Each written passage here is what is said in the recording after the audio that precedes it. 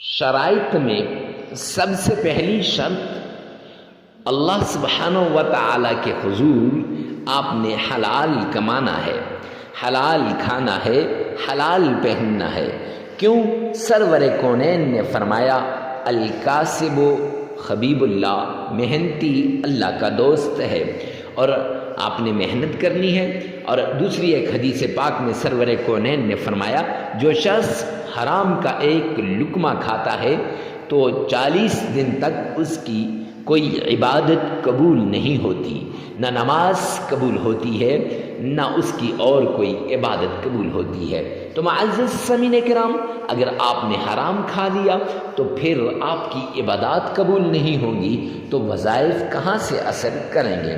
تو وظائف کے مؤثر ہونے کے لیے پہلی شرط حلال کمانا، حلال کھانا، حلال پینا اور حلال پہننا ہے۔ تو اس لیے آپ نے پہلی شرط پر عمل کرتے ہوئے حلال کمانا ہے، حلال کھانا ہے اور حلال پہننا ہے۔ دوسری شرط، آپ نے نماز کی پابندی کرنی ہے، کیوں اللہ کا اعلان ہے قرآن پاک کے اندر وَمَنْ أَعْرَضَ عَنْ ذِكْرِي فَإِنَّ لَهُ مَعِيشَةً ضَنْكًا، جو میرے سامنے جھکنے سے اعراض کرے گا، جو میری یاد سے غافل ہوگا، جو مجھے یاد نہیں کرے گا، قرآن کی تلاوت نہیں کرے گا، نماز نہیں پڑھے گا، فرمایا فَإِنَّ لَهُ مَعِيشَةً ضَنْكًا، میں اس کی معیشت کو تباہ و برباد کر کے رکھ دوں گا۔ تو جب اللہ کسی کی معیشت کو تباہ و برباد کر دیں تو کوئی ہے جو اس کی معیشت کو صحیح کر سکے؟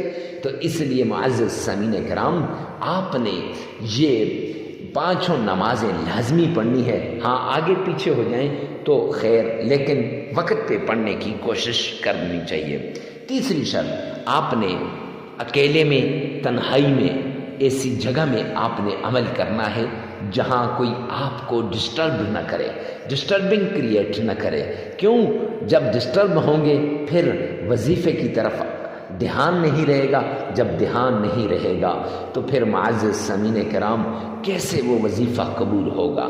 لہٰذا وظیفہ کرتے وقت جس مشکل کے لیے، جس بیماری کے لیے، جس تکلیف کے لیے، جس چیز کے لیے آپ وظیفہ کر رہے ہیں، اس چیز کو، اس بیماری کو، اس مشکل کو، اس تکلیف کو آپ نے سامنے رکھنا ہے اور اس کو ذہن میں رکھ کر پھر آپ نے عمل کرنا ہے۔ انشاءاللہ یہ عمل آپ کے لیے آخری عمل ثابت ہوگا، آپ کی تکلیفیں دور ہو جائیں گی، آپ کی مصیبتیں ختم ہو جائیں گی۔ ہر طرح کی تکلیف سے نجات کے لیے آپ نے اس طریقے کو اپنانا ہے۔ یہ 3 شرائط ہیں، ان پہ لازمی عمل کیجیے گا۔ سب سے پہلے آمنہ کے لال عبداللہ کے در یتیم جناب نبی کریم صلی اللہ علیہ وآلہ وسلم کی شان میں عقیدت کے ساتھ، پیار کے ساتھ، محبت کے ساتھ آپ نے درود پاک پڑھنا ہے۔ یہ درود پاک آپ نے اس طریقے سے پڑھنا ہے گویا آپ روضہ رسول کے سامنے کھڑے ہیں، اور یہ درود پاک آپ نے اس طریقے سے پڑھنا ہے گویا محبوب کبریا آمنہ کے لال عبداللہ کے در یتیم جناب نبی کریم صلی اللہ علیہ وآلہ وسلم کے روزے کی جالیوں کو تھام کے کھڑے ہیں۔ معزز سامعین کرام، شب معراج میں اگر آپ درود پاک کا ورد ہی کریں تو ساری مشکلات کو دور کرنے کے لیے یہ کافی ہے۔ آپ کی ہر مشکل، ہر تکلیف، ہر مصیبت اس درود پاک سے دور ہو جائے گی۔ شب معراج ہو یا شب برات ہو، رمضان ہو یا شعبان ہو یا رجب ہو، کوئی بھی مہینہ ہو، جب آپ درود پاک کو عقیدت کے ساتھ، احترام کے ساتھ، محبت کے ساتھ پڑھتے ہیں تو یہ درود پاک آپ کو ضرور فائدہ دیتا ہے۔ تو آپ نے سب سے پہلے 3 مرتبہ پڑھنا ہے۔ ارے مفتی صاحب، یہ 3 مرتبہ ہی کیوں؟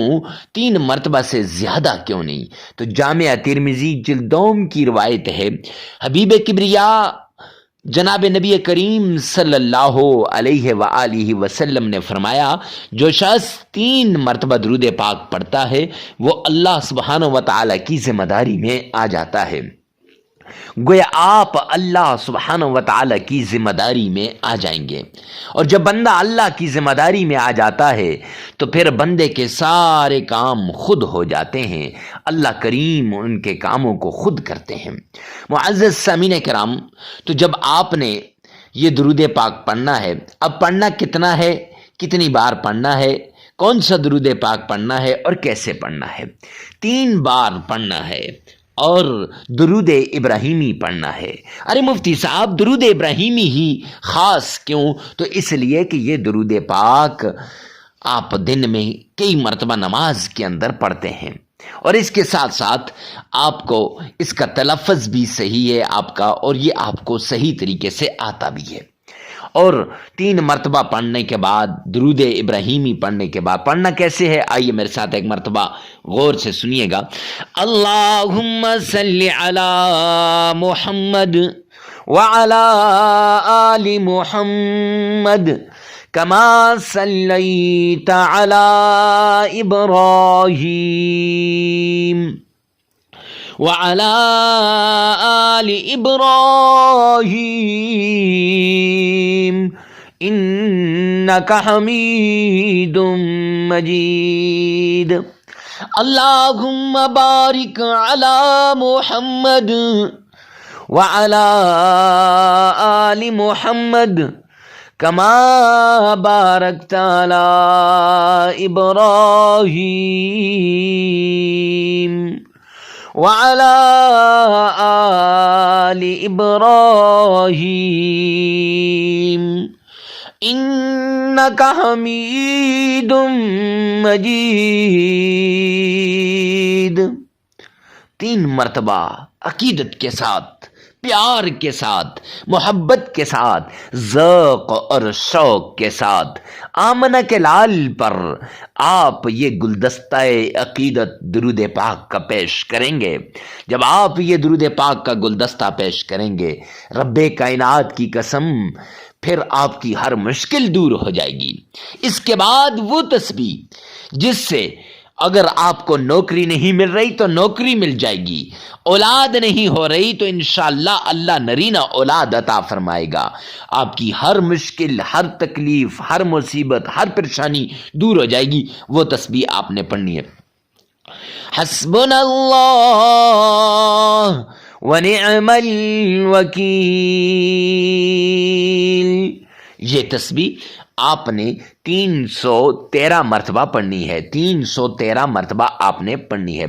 اور اس کے ساتھ آپ نے قرآن پاک کی چھوٹی سی سورت ہے جسے سورہ قریش کہتے ہیں، لِإِلَافِ قُرَيْشٍ إِيلَافِهِمْ رِحْلَةَ الشِّتَاءِ وَالصَّيْفِ فَلْيَعْبُدُوا رَبَّ هَذَا الْبَيْتِ الَّذِي أَطْعَمَهُم مِّن جُوعٍ وَآمَنَهُم مِّن خَوْفٍ۔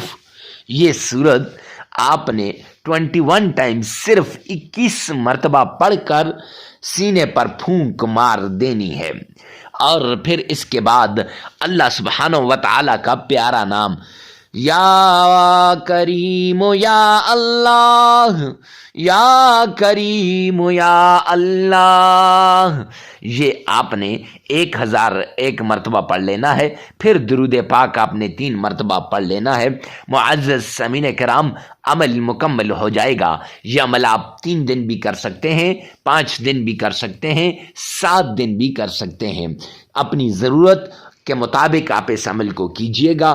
ویڈیو کو ثواب کی نیت سے صدقہ جاریہ سمجھ کر آگے شیئر کرنا مت بھولیے گا۔ اللہ سبحانہ و تعالی میرا اور آپ کا حامی و ناصر ہو۔ والسلام۔